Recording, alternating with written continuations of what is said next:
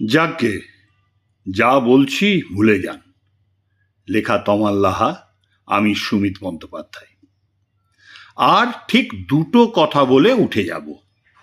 প্রথমটি হলো, আমরা সবাই একদিন না একদিন তো মরবই। অমর ফলটল সব বাজে কথা, একেবারে গেঁজাখুরি গপ্প। এটা যদিও সবাই জানে, নতুন কিছু বলিনি, শুধু আরেকবার মনে করালাম, এই আর কি। তবে দ্বিতীয় কথাটি একটু গুরুগম্ভীর, হজম করতে সময় লাগতে পারে।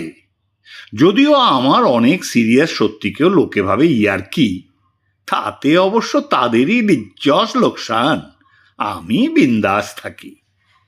যাকে বেশি ধানায় পানায় না করে বলেই ফেলি, এই যে আমরা এত যুদ্ধ বন্ধ নিয়ে হাহুতাশ করছি, মহোদয় মহোদয়াগণ, যুদ্ধ কি কোথাও কিছু কম পড়িয়াছে? নিজের মনের মধ্যে যুদ্ধ, ঘরের বাইরের এই যে সারাক্ষণ টানা পড়েন, আর কাজে কর্মে শিক্ষায় দীক্ষায় রাস্তা ঘাটে রাজ্যে রাষ্ট্রে সারাক্ষণ তো আকচাকচি লেগেই আছে।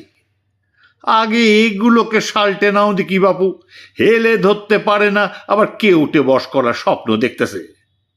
অবশ্য বলতেছি বটে, তবে দিবা স্বপ্ন দেখতে কার না ভাল লাগে বলুন?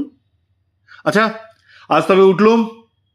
আরে, কোন বিড়ালটি হঠাৎ যেন গর্তে সেঁধিয়ে ডেকে উঠল, হালুম।